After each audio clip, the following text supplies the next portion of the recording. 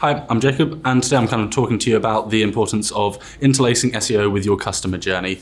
And the reason I want to talk about this is SEO and a lot of digital marketing is often treated in a silo and not treated within, say, the wider actual business perspective. And at the end of the day, SEO covers a vast amount of the different touch points customers will have with your brand while going through your customer journey. So it's really important that you absolutely nail that and everything feels nice and cohesive, because that's how you create a brand that people want to stick with. So when you're talking about interlacing the customer journey, what you first of all need to do is look at all the different touch points that people have with your brand. And it's important to simplify these down. And I'm not just talking about SEO touch points, I'm talking about everything offline, or say even social media, for example, because all of this works in towards creating that brand experience that people can really buy into. So when you're looking at your customer journey, look at every single possible touch point that you can have and just simplify it into nice, easy to work with clusters or buckets. Say, for example, you'll have your different social media touch points, you'll have your different offline touch points, your word of mouth touch points, and then as well your website touch points and any paid media that you are doing.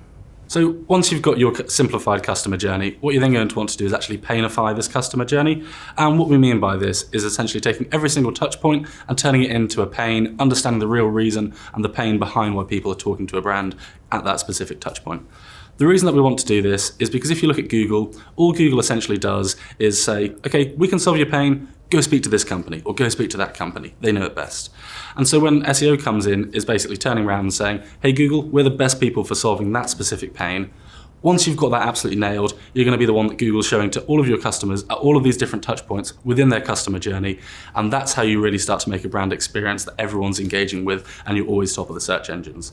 And as I say this is only taking into account just really nailing down and hammering and solving pains. We haven't even looked at, say, all the technical aspects of technical SEO, international SEO, off-page SEO, link building, PR, everything else that comes into it. Haven't even had to think about or look at purely because you're just solving pains correctly.